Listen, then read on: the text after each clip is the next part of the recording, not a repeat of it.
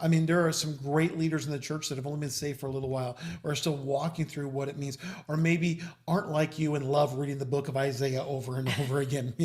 And so, constantly throughout Paul's writings, throughout the New Testament, you see these words, Jews and Gentiles. And we don't use those words necessarily in our society, especially the word Gentile. And so I thought I would just pause for a second and explain that because I think it helps with some of the meaning of what's here in the depth of it. And so it's first talking about who the Jews are. And during the time of Christ, the Jews were God's chosen people. That was the 12 tribes, and they were there in that at that time Israel that was being controlled by the Romans. But these Jews were very self-righteous. They were very excited, if you will, about the fact that they were God's people, and they looked down on everyone else. I mean, the Samaritans that lived just up the road, they wouldn't even walk through their country. They hated them. They despised them because they were different.